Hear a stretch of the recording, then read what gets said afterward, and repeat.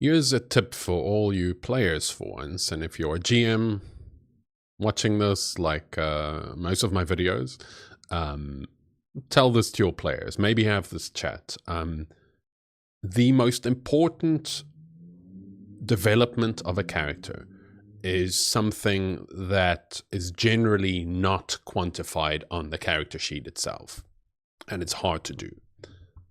And that is merely their emotional development and their emotional state and how it changes over time.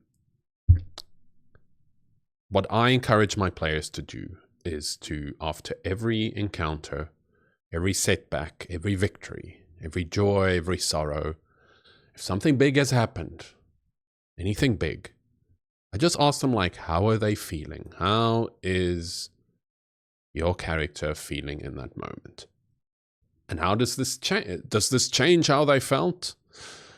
The barbarian was really angry later, but now they found the treasure. Is he chirpy now? Just that sort of thing, like emotional state.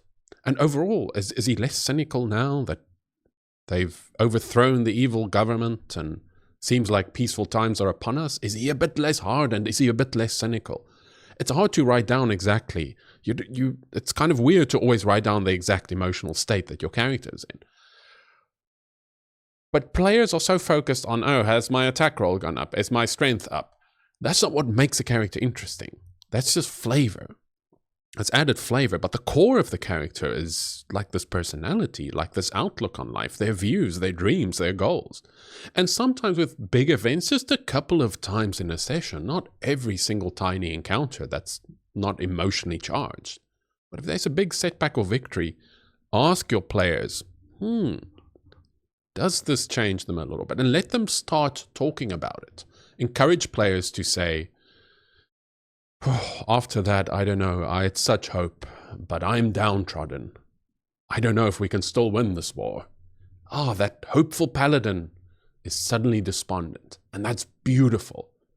And that's hard to, that's not going to show on the character sheet. But that's what makes the characters interesting.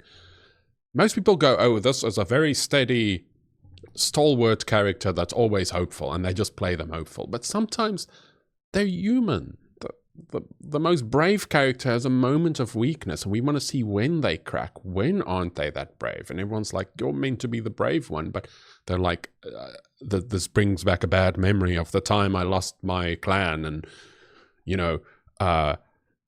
this is why I wasn't there to defend the party. Why I ran away. And that feels unthinkable. You weren't there to fight with the party. I'm giving a lot of examples here, but you guys get the idea.